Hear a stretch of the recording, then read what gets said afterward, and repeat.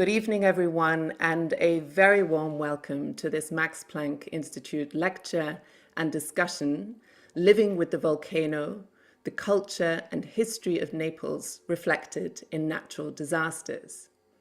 My name is Elisabetta Scirocco. I'm a journalist and producer working across culture and politics, and I'm delighted to be hosting this event, which has been specially curated for Berlin Science Week. Like all Max Planck events, this is designed to give you insight into the research going on in Max Planck Institutes around the globe, and to hear your insights and ideas and perspectives on the topics under inquiry. So please, when we come to the Q&A part of the evening, do share your comments and questions via the YouTube chat function. We'll be very happy to hear from you. And now it's my real pleasure to introduce our speaker this evening, Dr. Elisabetta Scirocco. Elisabetta is a permanent researcher at the Max-Planck Institute for Art History in Rome, Bibliotheca Hertziana, where she is scientific advisor to the director, Professor Dr. Tanja Michalski. Previously at the Max-Planck Institute in Florence, Elisabetta's pioneering research is directed to the reconstruction and interpretation of liturgical and ritual spaces of the Middle Ages, and to the role of natural disasters in shaping and reshaping the cultural heritage in historical and contemporary perspectives. Tonight, Elisabetta will be sharing her ongoing research into the city and cultural history of Naples, a city marked over millennia by violent earthquakes and volcanic eruptions. Spanning the Middle Ages through to the present day, Elisabetta's extensive work shows how Mount Vesuvius is not just a landmark for Naples, but is also a hallmark of local art, architecture, ritual, and memorial. Likewise, the city's long and often catastrophic experience of seismic activity can be seen as an integral part of its cultural production. Bridging the sciences and the humanities, Elisabetta explores the layering of destruction and construction through earthquakes and volcanic eruptions, and examines how the experience or the imminence of natural disaster becomes an essential factor in shaping arts and identity. So Elisabetta, welcome, and over to you. Good evening to everyone, and thank you very much, Eliza, for this very kind introduction and for moderating this event. I'll try to start my PowerPoint. Can you see it? Yes. Here we go. November 12, 2 days from now, will be the closing day of the United Nations Climate Change Conference, in which strategies and commitments have been discussed to mitigate the ongoing climate crisis of the planet. The frequency with which a growing part of the Earth's population is confronted with extreme natural events or even natural disasters is probably increasing the awareness of the damage we are causing and the risks we are facing. In a broad sense, the definition of natural disasters involves environmental and biological agents, earthquakes, volcano eruptions, landslides, fires, floods, droughts, famine, epidemics, as opposed to major events that cause death and destruction that can be directly linked to human agency, such as wars, genocide, large-scale accidents, or industrial disasters. From a strictly terminological point of view, however, we could object that it is not correct speaking of purely natural disasters. This is because there are cases in which human interventions and responsibility are directly causal to the events, or if we are dealing with fundamentally unpredictable but expectable events, such as earthquakes in areas exposed to seismic risk, human action can be decisive in the magnitude of their effect if there is, for example, no damage prevention and no proper maintenance of buildings and infrastructures. Finally, disasters do not belong only to the realm of nature. Let me explain what I mean here. According to a shared convention, natural disasters or catastrophes, I will not go into the distinction now, are exceptional events that involve natural agents having destructive and destabilizing impacts on the human system, causing a sudden and traumatic upheaval of spaces and habits of a community. However, extreme natural events, such as an explosive volcanic eruption or a strong earthquake, do not have catastrophic effects if they do not involve an anthropic environment which is destructive. In the past and in the present, disasters and catastrophes cause rupture in the everyday life, chaos, trauma, and mark the beginning of a long suspended period in the time of their aftermath. They become a turning point. In the individual and collective memory, there will be a before and after the disaster. Over the last decades, but with an intensification in the new millennium for the social and human sciences, disasters have been considered for their cultural impact. As such, they lend themselves to research on both history and contemporaneity, and to be analyzed on a local, global, and transcultural scale. Then, how and why disasters are an interesting subject for art history. The obvious reason is that these events and their consequences generate images that are visual sources in their own sometimes complex way, or acts of visual communication that must be contextualized and decoded. Disasters leave traces in the history and in the materiality of inhabited centers, monuments, and works of art. In short, what could be labeled as tangible cultural heritage. But disasters also affect intangible cultural heritage, which the UNESCO defines as social practices, rituals, knowledge, and practices that are traditional, contemporary, and living at the same time, and that are inclusive, representative, and community-based. Precisely because disasters have these cultural implications in the broadest sense, it is a type of research that must be necessarily interdisciplinary and transdisciplinary.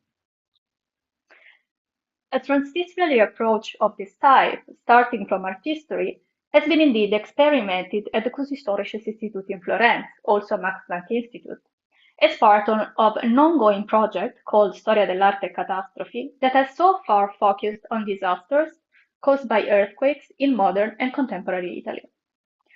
Looking specifically at Naples and its history, studies on the Vesuvius and its effects in the arts and culture have a long tradition, while new research approaches have recently emerged in relation to the written and visual forms of communication that were developed in reaction to disasters in Naples and its kingdom in the early modern age. And this will be part of the material that I will touch upon.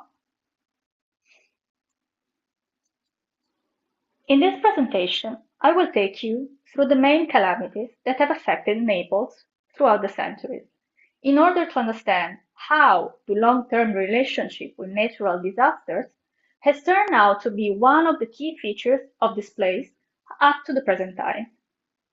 And I will share insights about how we use this data within the research project dedicated to Naples and southern Italy, carried out at the Bibliotheca Hertziana, the Max Planck Institute for Art History, in the department directed by Tania Michalski. Two types of extreme events leading to disasters have been characterizing the history of Naples. The first one is a dense seismic history. This area has a significant activity of earthquakes, like most of the Italian territory. On the slide, you see on the left a diagram showing the earthquakes in Italy from the year 1000 to 2019. Data for past centuries, before modern systems of measurements were developed, are calculated with the tools of historical seismology. Dark and red purple squares correspond to the highest magnitude, that is, the severity of ground shaking caused by an earthquake at a given location.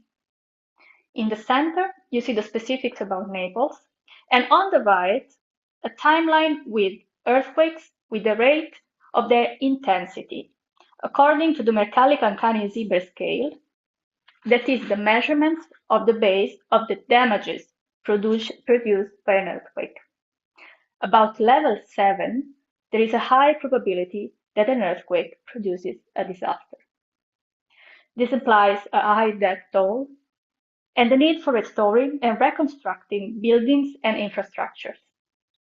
Here you can see the two peaks are those of 1456 and 1688 that I will recall in my presentation. Furthermore, and this is better known, this high seismicity coincides with the presence of what is today the most dangerous volcanic area in Europe. On the Italian territory, there are at least 10 active volcanoes, the image on the right, which means that they've been active in the previous 10,000 years. Only Stromboli and Etna in Sicily are in constant activity, meaning they erupt continuously or with short periods of rest. The others are silent, but can produce violent eruptions in short or medium times. Among these are the volcanoes of the Neapolitan area, the so-called supervolcano of the Phlegraean fields, and the Vesuvius. The volcano is easily associated with the bay and the city of Naples. One of the first images that will come to mind is the Gulf with its beautiful islands, or the chaotic human fabric of streets and buildings, buzzing with life but also social problems. Or the nearby sites of Pompeii and Herculaneum, and the volcano causing their destruction. Today, the Vesuvius is an inseparable element from the very essence of the city. The well-known image promoting this lecture is part of a series, Vesuvius by Andy Warhol, realized for an exhibition at Museo di Capodimonte in 1985. The artist has given Naples an iconic place in contemporary collective imagination, recalling a centuries-old tradition of representing the erupting mountain interpreted in the language of pop art. Although the represented subject is the volcano, the powerful image immediately calls to the city of Naples itself.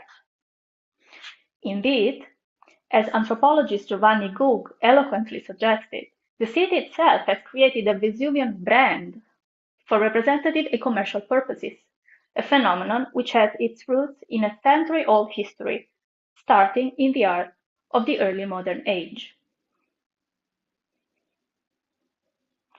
From the Middle Ages and until 1631, Vesuvius was no more than an anonymous element in the landscape and the Gulf of Naples. It was not even reproduced in the pictorial and cartographic representations of the city and its surroundings until the early modern ages, if not occasionally, as you see here. And I'm showing here you some examples of the interactive historic maps and views of Naples that have been annotated by the researchers of our institute that are available online. The eruption of 79 AD, which destroyed Pompeii, Herculaneum, and other centers, was something very distant, entrusted in historical and literary memory, whose rediscovery began only with the archaeological excavations promoted by the Bourbon kings in the 18th century. Even though a significant volcanic episode occurred in the Phlegraean fields on the west bay of Naples in 1538, with a sudden eruption leading over the course of 2 days to the immersion from the sea of the volcano called Monte Nuovo, it was the awakening of Vesuvio in December 1631 to give Neapolitans the experience of the imminent end of the world, the fear of absolute destruction. The eruption, announced by violent earthquakes, went on for a week, with increasingly threatening effects. More than 4,000 people were killed by the volcano, vast areas of land were devastated. The wave of alluvial material pushed back the shoreline by more than 300 meters. The landscape and the orography of the volcano itself were transformed. In the city of Naples was panic. The religious and civil authorities organized themselves as they could. This collective trauma is recorded in text and images and had an enormous impact on the local scale and an echo on the global one throughout Europe and within the Spanish Empire. And this is currently the subject of a ERC-funded project at the University of Naples called Discomposed. The proliferation of texts and images related to this event is a well-studied theme, recently also with cross-disciplinary approaches. So for those among you interested in knowing more, fascinating readings are available. But I would like to focus now on the birth or establishment of rituals perduring until today, and on the creation of urban landmarks commemorating the escape danger. During the eruption of 1631, religious authorities organized a procession with the relics of the patron San Gennaro, consisting in his head and some drops of his blood, enshrined in precious reliquaries that are the most valuable relics preserved in the city of Naples since the Middle Ages, and have been the city's palladium ever since. The legend says that when the procession arrived at the edge of the city towards Vesuvius, the saint appeared in the sky and stopped the eruption of the volcano, thus saving the city from destruction. Until the 18th century, in Europe, disasters related to natural events, not only earthquakes and eruptions, of course, were generally understood within a transcendent and religious framework. In short, as punishment related to God's wrath. For this reason, prayers, public penances, processions to implore the divine piety and intervention of saints were a fundamental part of rituals performed during the emergency. After obtaining salvation from the threat of destruction, this emergency ritual would then be remembered with rituals of commemoration. This is why, on December 16th of each year, a celebration is held in the city with a procession of the relics of San Gennaro. Neapolitans await the blood miracle at all 3 annual feasts of the saint. It is hoped that in these days the dried blood of the city's patron saint will liquefy, because, according to popular and religious belief, this is a good omen for the city's future. In 1636, 5 years after this event, deputation of the treasure of San Gennaro, the civic college responsible for the treasure and the relics of the saint, entrusted the architect and sculptor Cosimo Fanzago with the realization of a guia, an obelisk, to be placed in the urban space, in the square close to the cathedral, overgoing one of the main streets of the city. In the basement, the sculpture of the Siren Parthenope, personification of the city, holds a shield bearing words of gratitude of the city to the saint for saving it in 1631. The same deputation, 70 years later, had a vaulted monument to the saint erected in commemoration of the same event next to the church of Santa Caterina Formiello, in the map on the right, where the relics arrived when the volcano seemed to calm down. Other such landmarks, monumental ex-votos with commemorative and apotropaic functions, are present in other strategic spots of the city, as well as in villages on the slopes of the Vesuvius, some of which have been destroyed several times during their history by the lava descending from the cone of the volcano. The constant activity of Vesuvius from 1631 over the centuries has favored, on one hand, the development of a volcanomania in the arts and letters of the whole of Europe, and this is a well-known phenomenon, fostered at the time of the Grand Tour and fueled by a fascination with the terrible power of nature. But on the other hand, it has also encouraged and nurtured the affirmation of scientific knowledge of physical phenomena and a growing interest for the volcanoes in the area of Naples that has led to the birth of modern volcanology. However, especially in small communities on the Vesuvius region, the deep root of collective religious and civic rituals in the face of the danger of catastrophes has demonstrated its persistence up to the most recent occasions. And I'm showing you some photographs and film material from the last eruption of the Vesuvius in 1944 during Allied bombings over Naples. And this is an eloquent example for the activation of forms of traditional devotion related to collective trauma. Let's now move to the second point, earthquakes. The long history of Naples, as we have seen, is also punctuated by earthquakes. More difficult to represent in their physical aspects during the event, but often represented in their consequences, they left a tangible mark, even more than eruptions, within the material substance of the city. Among the key examples, I can just recall here the earthquake that generated at the center of the Tyrrhenian Sea reached Naples in the form of a tsunami in 1343. The entire coastline and the harbor of the city were badly damaged, while the terror experienced by the entire city is recorded by a famous letter by Francesco Petrarca, who at the time was at the court of the kings of Naples. In 1456, the entire kingdom experienced a seismic crisis, with several consecutive earthquakes. The one of December 13th is at the top of the list of the most disastrous earthquakes known for the city of Naples. And this is well recorded in a letter, among many other sources, in a letter written by the Sienese ambassador in Naples. That is one of the sources that has been used to reconstruct the characters of this earthquake and its effects. The ambassador reports that many houses were destroyed, the streets were full of debris, almost every building was heavily damaged. The population had abandoned the city. The royal castle suffered damages, as most, if not all, the churches of the city. As we will see, the material history of many Neapolitan buildings is up to today tied to earthquakes. The remains of the Roman temple of the Dioscuri is the best known example. The temple's pronaos, later incorporated in the church of San Paolo Maggiore, was among the mirabilia of the city. Located on the Decumanus Maximum, the main road access of the ancient street system, the magnificent facade of the Temple of the Dioscuri was the backdrop to some of the main public activities and ceremonies taking place in the urban space.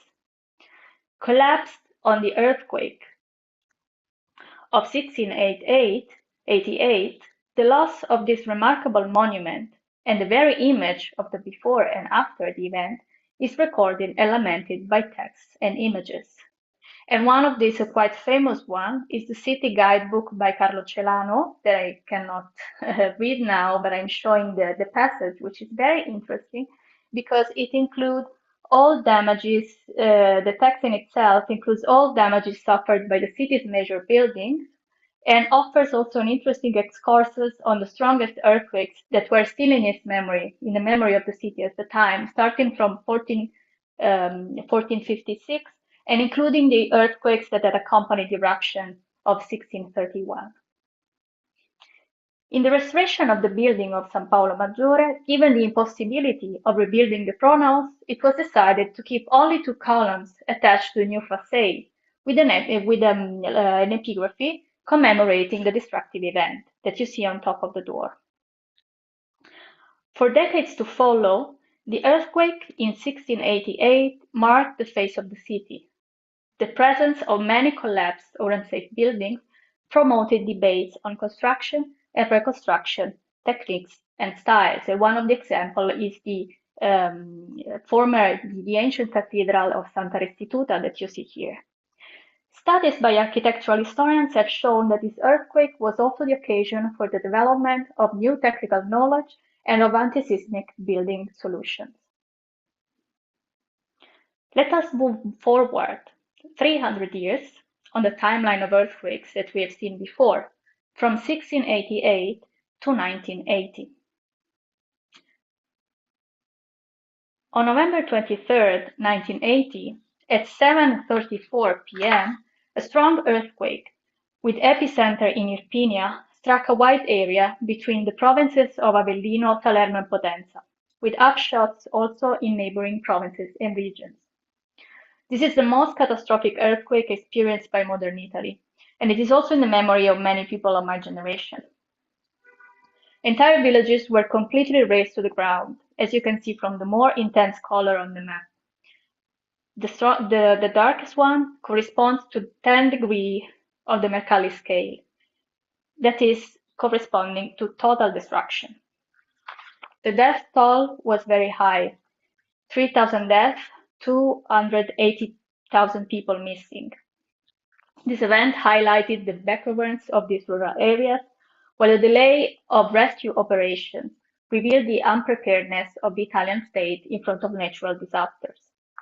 After this earthquake, the civil protection, Protezione Civile, was created, and a series of instruments to monitor seismic areas and protocols for first aid interventions that are still used today in Italy were settled for the first time. Soon after this earthquake, through an international call, the gallerist Lucio Amelio invited artists to realize work of art in reaction to this event and to leave a vital sign in response to the tragedy that populations were suffering. Joseph Beuys and Andy Warhol were among the first to answer the call. Earlier that year, they had actually been in Naples together in Amelio's gallery, where Warhol had presented a series of portraits of Beuys. The call resulted in 72 artworks realized by the leading artists of the moment, forming a collection entitled Terremotus, later donated by Amelio to the Royal Palace in Caserta, and recently reinstalled in the historical apartment on the occasion of the 14th anniversary of the Irpinia earthquake. I will present here only two of them. Beuys' Terremoto in Palazzo is made with furniture recovered from the places hit by the earthquake, broken glass, fragments, and symbolic elements. The work recalls that even tradition is not relying on stable basis. Warhol instead created a work in his headline series, drawing inspiration from the first page of the newspapers Il Mattino that prompted the authorities to rush to the rescue of the population. He worked on the format and on the chromatic tones of the original black and white newspaper page in three monumental canvases that echoed the grittiness of the disaster and cry for help. Fate presto, be quick. In Naples, too, damage to buildings due to the earthquake was widespread. Scaffoldings and security structures have been part of the urban landscape for decades. While a high number of historical buildings and churches have long been closed, and some of them are still awaiting restoration. Here you see a photograph taken from a photographic project of a few years ago.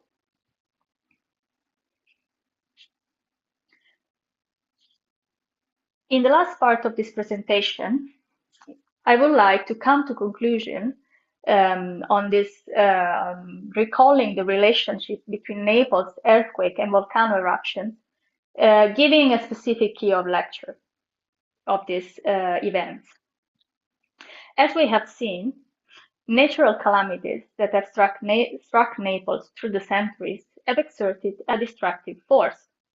But seen in the long term, and from the perspective of a city's history, they also had an equally strong generative effect. On the one hand, these events have contributed to shape the arts and architecture of the city of Naples. But on the other, they have actively contributed to its constant stratification. It is a city that over the centuries has not only grown horizontally, expanding, but also vertically on itself.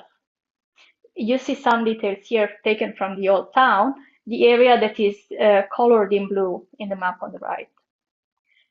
This city, like others with such a long history, can be compared to a page of a manuscript text, whose parchment has been erased and to superimpose a new script, creating what is called a palimpsest.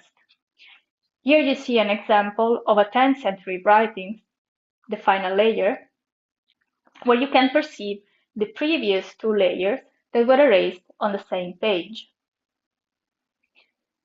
Seen from this perspective, we can consider the role of disasters in this process of rewriting the city by subtractions on the left and additions on the right, thus contributed actively to the palimpsest.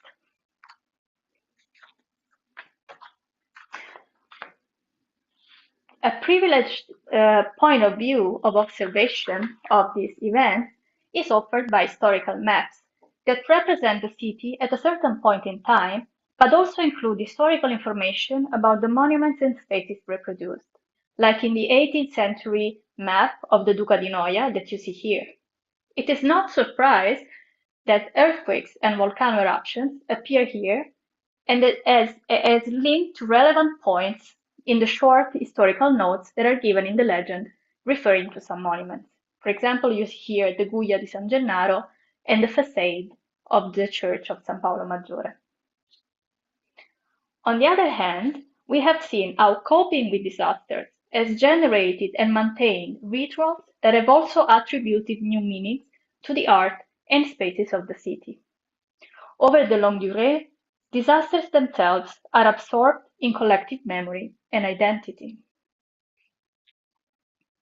In the last few minutes, I would like to show how these themes are made manifest in some of the most interesting spaces of contemporary and daily life in Naples, spaces for art right inside the city's palimpsest, the metro stations.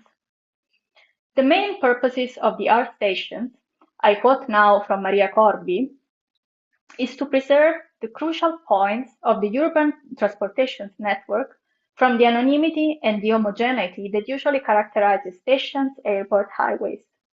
The architecture were designed by famous designers and architects, specifically for the area they would serve. The designers were also assigned the task of redesigning the surrounding streets, systems, and furniture, bringing to new life areas previously abandoned, and so doing a strong social requalification and aesthetic rehabilitation in these areas and in the urban fabric. End of quote. And you see here the installation by Enzo Cucchi for the station Salvator Rota that, not by chance, reproduces images related as the Vesuvius as one of its themes. Achille Bonito Oliva, the curator of the Metro Art artistic projects, has defined the Metro Art Station as Museo Obbligatorio, a compulsory museum, because travelers and citizens are exposed and faced with contemporary art in their daily life. This is the underlying idea. I really invite you to take a guided tour of the metro stations next time you visit Naples. Among the many references to Naples history and the volcano, I would recall here only a triptych of photographs by Fabio Donato, including a photo of Lucio Amelio in front of Warhol's work. The memory of disaster thus becomes a part of the everyday experience of the city. But also the palimpsest has been thematized. The station Toledo, designed by Catalan architect Oscar Tusquets Blanca, is based on the concept of traveling through the material, physical, and historical layers of the city, from earth to sea. At the entrance, remains of the Aragonese walls of the 15th century, in yellow tuff, welcome the travelers. Then, the escalators descend through a blue cone, Il Crater de Luz, hosting an installation by Robert Wilson, towards the sand, the yellow bricks, and the sea, made of blue ceramics in the underground level. The artwork installed in the main entrance hall is a wall mosaic by William Kendridge, named Naples Procession, that also refers to the project of 1906 for the railway station of Naples, inaugurated in 1925. Travelers passing by find themselves taking part in the procession, in which the artist has condensed references to the urban, artistic, and cultural history of Naples, from its Greek or Roman origins to the present, through various references, for example, to Pompeii, or to the plan of the ancient city, here in the center. The procession is guided by San Gennaro and kept together by the fil rouge of the relic of his blood that starts from his missing head. Gennaro was a Christian martyr and was beheaded in Pozzuoli at the beginning of the 1st century. Musical notes here, in place of the head, allude to the musical tradition of the city. The volcano in activity, rendered harmless by the protection of the saint, echoes the history of Naples and local traditional iconography, of course, but on the other hand, also alludes to the threat that looms over the city. This powerful monumental image created by Kentridge, extremely fascinating in its polysemic references to the complexity of the city and its history, condenses the city's palimpsest and its relationship with the threat of the volcano. We have seen together how constant and cyclical recurrences of the natural threat have actively contributed to the urban planning, architecture, art, and culture of Naples, thus contributing to its palimpsest. The second macro effect of this long-term relationship is that the iconicity of the volcano has been absorbed into the landscape of the Gulf as the own symbol of the city. For historian Giuseppe Galasso, Vesuvius has become a historical personality in itself. But what is more interesting for me is also that the disaster has become part of the collective memory and the everyday visual experience of the city, and is one of the elements that makes its collective identity. Thank you very much for your attention.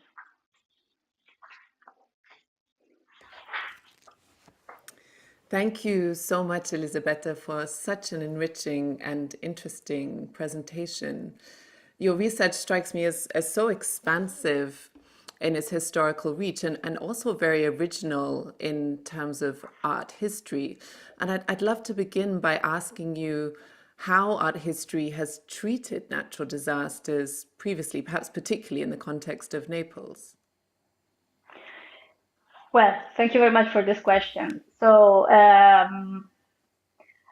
let's say that catastrophes are one of the beloved topics of art history since ever, because they also have an extremely powerful productive effect. So as I could only briefly show the amount of images that has been produced since the mid 17th century related to Vesuvius eruption, the recording of the events, and also the innumerable cases in which San Gennaro, of course, was the protagonist of this story, is of course a topic well known to art history. What is maybe more new of the last decades is this attempt to put art history more in dialogue with other disciplines, and also I would say of other disciplines to involve the specificities of art history and not using images as sources, but trying to better involve specific art historical analysis within the construction of historical narratives and analysis. And picking up on that real breadth of transdisciplinary research, you have input from the natural sciences, from seismology, volcanology, and I guess also sociology, archaeology. What does that kind of interdisciplinary aspect bring to your work and to art history more generally? It brings a lot. I was shortly mentioning the project of the KHI, so the Kunstgeschichte Institute in Florence, where I first developed this approach before bringing it to Naples, applying it to Naples in a different perspective, more in the direction of historical disaster research. Catastrophes in themselves are a transdisciplinary issue and subject. And this is really evident as soon as one starts to understand how they work and how they impact human societies and the cultural impact that they have, also the generative power that they have. So right now, today, I think it is really impossible to remain within the boundaries of every discipline that is involved in the study of disasters and catastrophes and what they imply. It is really something that it becomes, as said, it becomes self-evident, because catastrophes are something that involves every aspect of human societies. And that is why, first of all, starting from anthropology, sociology, of course, but also the potentialities of the human sciences in relation to the natural and the social sciences is immense. And we are realizing it in, I would say, in the past decades or years. Yeah, it's fascinating and very inspiring, also in the context of Berlin Science Week that we're in the framework of with this event. And I wanted to pick up also on this pattern of destruction, reconstruction, and also creation that you brought out so vividly in your presentation. Thinking specifically about those new buildings, new rituals, new traditions, new memorials that were created in the wake of an eruption or an earthquake. What do you see as the kind of primary purpose there? Is it commemoration? Is it more about transmission of knowledge that this is a seismic area we're dealing with where there's a very real threat? Well, I would say all this and also more. It is it is always difficult to restrict the reasons why an artifact, an image, or a monument is created. So I would say that many actors and many factors entered in the realization of these monuments and also in the generation of images. Something very interesting or important that has emerged with the researchers of these groups that are working on, especially the production of text and images as means of communication at the University of Naples and elsewhere, is really the importance that authorities and in general actors involved, even from the bottom, let's say, to decode and transmit information in the aftermath or during catastrophes or natural disasters. Maybe it's better. It is also something that depends, of course, from the type of event.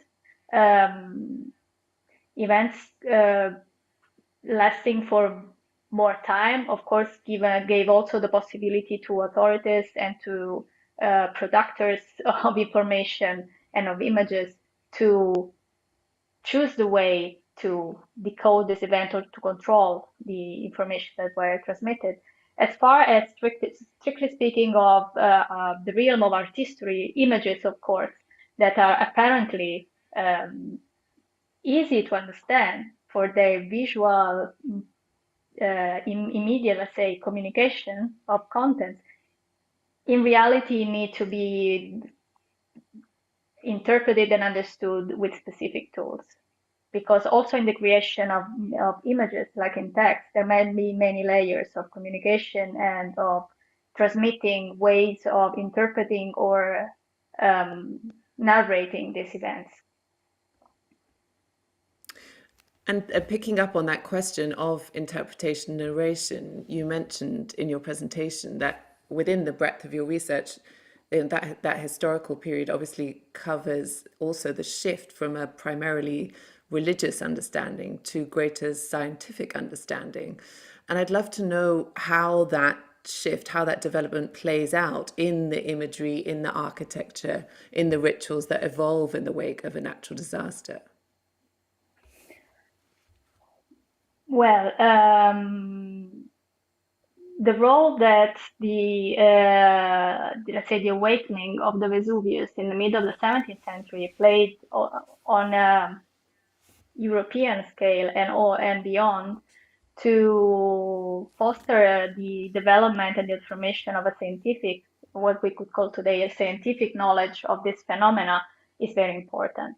So I would say that the two phenomena went hand in hand for a long time. As I was trying to show, there is usually this scheme of interpretation of, in, let's say, long-term histories, cultural history of catastrophes that sees the earthquake of Lisbon in 1755 as the turning point for abandoning this theophanic scheme in direction of a scientific approach to nature, also, of course, in the time of the Enlightenment.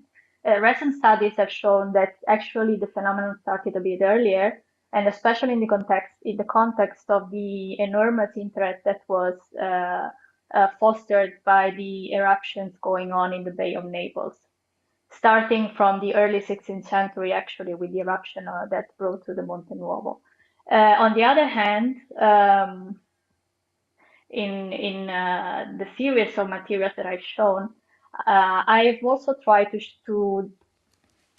put to the attention the fact that civic rituals, and especially for small communities, have maintained this let's say, apotropaic value. They are not only rite of commemoration, like in the case of the city of Naples, but until very recent time, rituals made especially for,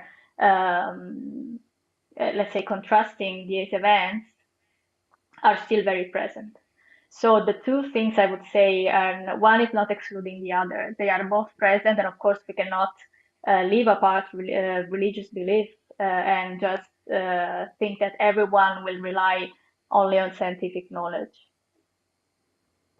But are there any examples of rituals and traditions that have evolved that are secular?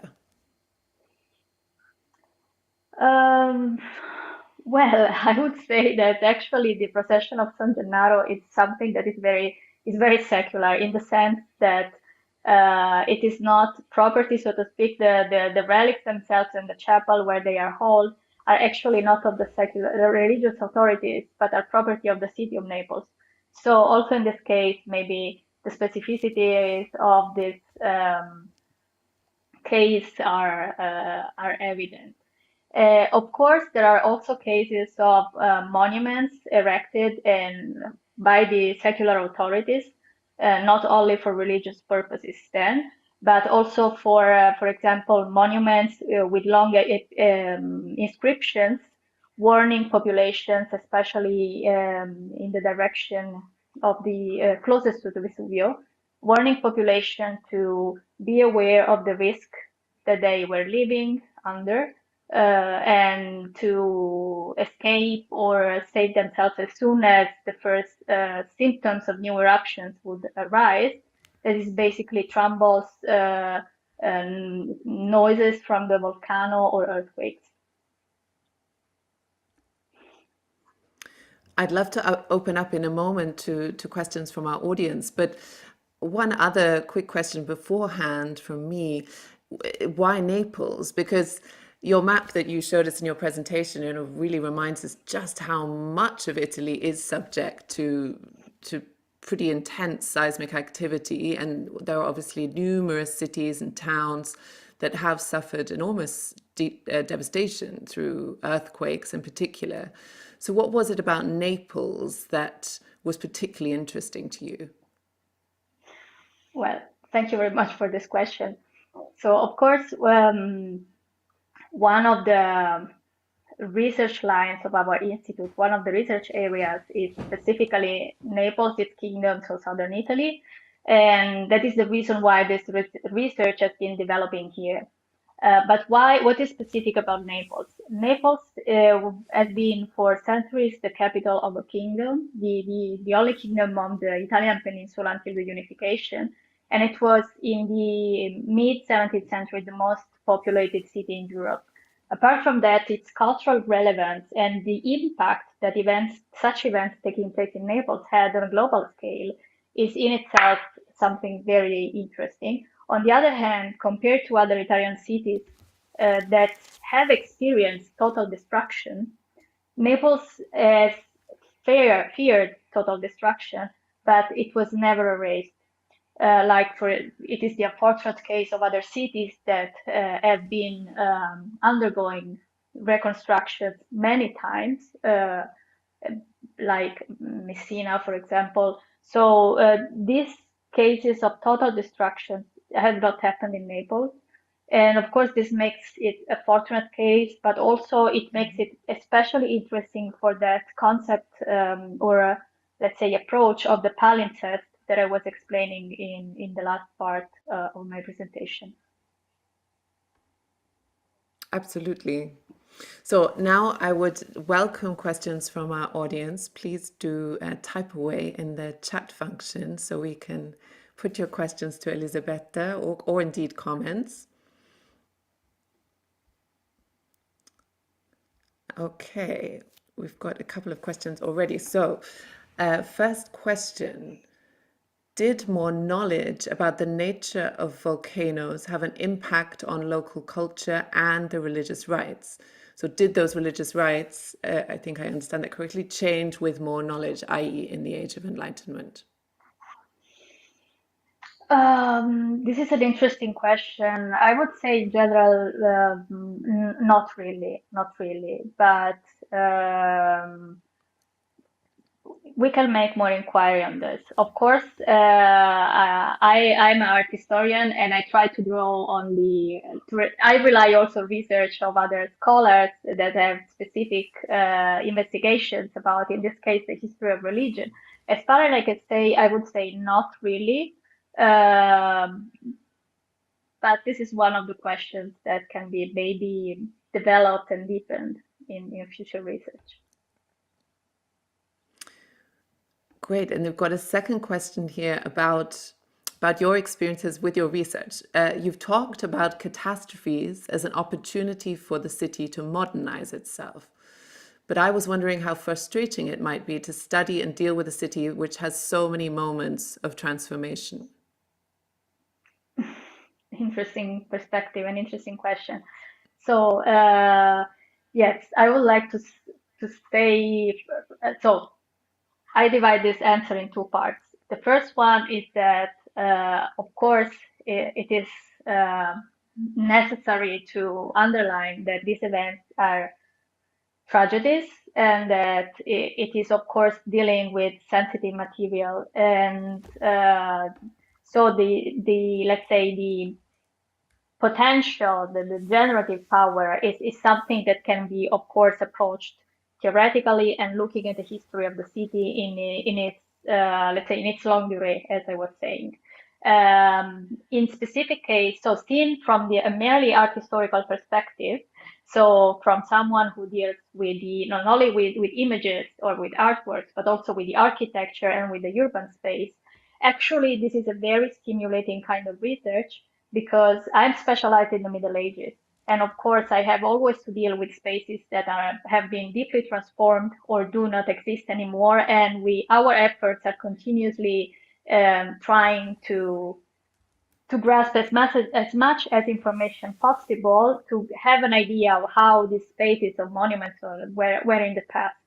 And actually, the fact itself that these events are recorded and they often leave marks, make them also a source for our investigation. On the other hand, we must also say that let's say the consequences of, especially of strong earthquakes, have been sometimes overestimated, and they have been sometimes also the way for explaining some losses or for explaining some transformations of buildings that actually were not taking place or were due to other reasons. It is also true that in cases like the earthquake in Naples in 1688, we have sources and we have evidence of the fact that this was also the occasion for some patrons to decide to renovate the building according to the new Baroque style that was let's say, the fashion of the moment, if you allow the simplification. But it was also a moment of real transformation of the technical knowledge related to construction. So it is really a very stimulating and rich field of inquiry. Thank you so much.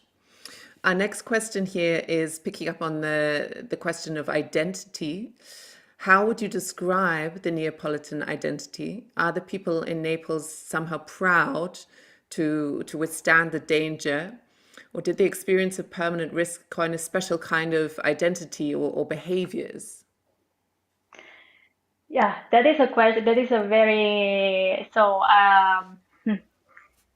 I must declare that unfortunately I'm not a Neapolitan. I'm not from Naples. I come from Caserta, where the collection Terremotos is held at the moment. But I studied in Naples. I live in Naples. I know the city quite well, but I cannot speak for a Neapolitan. Apart from jokes, this is a very important question, and it is a question for anthropologists and sociologists. Specifically related to this, I would recommend the researches by Giovanni Guk that I was mentioning at the beginning of my presentation, because he's exactly working on how also this transformation, this simplification of the disasters and catastrophes as something that has become somehow typical, this word that brings with it also banalization of problems and concepts, has it's somehow also covering the problem that really the volcano is very dangerous, and also the Phlegraean field. So there is this mixture of identitarian values and factors that also has its root in its long cultural history related to these disasters, in which actually the volcano eruptions play the main role, as I was saying. This is also the reason why when we think of Naples, we immediately associate with it with the volcano, and only people living in the region know of the terrible earthquake that was affecting the image itself of the city for decades. But on the other hand, of course, authorities are well aware of the risk. There are plans for evacuation and so on. But it is something that is more probably left aside, I would say. And one of the ways also to understand it is probably open to this transdisciplinary, let's say, analysis. Just a quick follow-up thought there, Elisabetta. I wonder also if your research opens up art history to a new perspective on Naples in terms of its role within Italy's cultural history and cultural history more generally. Because perhaps previously Naples is maybe seen more as an outpost to Florence, to Rome, to these kind of established artistic hubs. Do you think your work also helps us to reappraise the specificity of Neapolitan culture and, of course, its resilience? Well, this is difficult to say for let's say for oneself. I hope to do my part, so to speak. It is you're absolutely right that in general, Naples has been a bit overshadowed by other centers of Italy in the main narratives of, especially of art history and architecture, up to a certain point.